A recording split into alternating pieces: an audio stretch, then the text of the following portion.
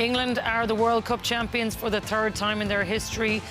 11 years in waiting, and they have really enjoyed that moment, safe to say, Niamh. We talked about their legacy, and we were just chatting even during the break. If you're a young girl in England and you've watched them win the Euros, you've now watched them win the World Cup, you're thinking, I want to be part of this. What a legacy that is unfolding before our eyes.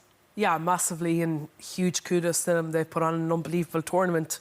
We're talking around the stadiums and the match tickets and everything around it, and the rugby itself was really good. So, like, as a product, it looks amazing, and they're leading the way. And that's what I was trying to say before the game.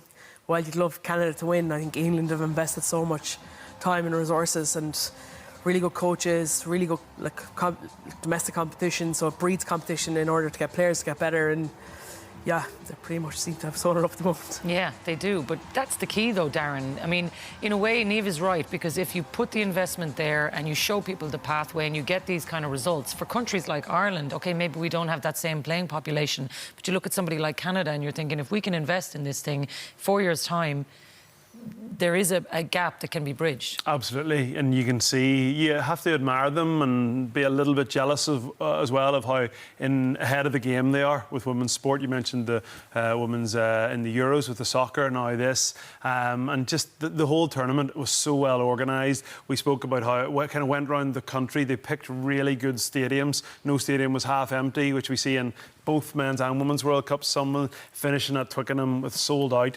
and it's just been great. Like at the start of it, we were talking about like growing the game, and some of it is through these TikTok videos, some of it is through how the players interact with fans. It's different to the men's game. It doesn't have to be the same. It's allowed to be different, and it's interesting. And one thing that's been great with the good weather on the good pitches, something that's really important, the quality's actually been there as well.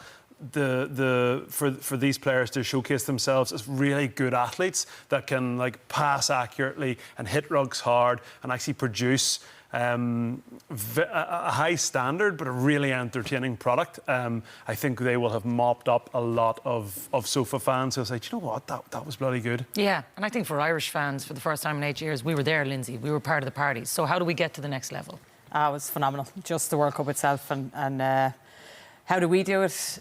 We need to ride on the back of this wave, on the crest of this wave, and we need to, the influx and like the demographic has changed. But like I'm sitting here, and hopefully I speak for Niamh and Darren, like I'd love to be 20 years younger and aspire to be where the game of rugby is now, you know, because it's just going to grow from here on in, and I hope we continue to do the research that has been done prior to going into this World Cup about the TikToks and how we can evolve women's rugby. But we need to probably now, I know Niamh's involved in the under-20s, we need to try and get players into the game and grow that. Like, we need as many players as we can, and if that's crossing over from other sports, even better for us. We need to probably, I still think, get some of our current internationals in playing really top-class club games over in England, or you get them all in our AIL, but we have to have them playing games week in, week out to put our skill set under pressure. And yeah, just research what other countries have done. Yeah.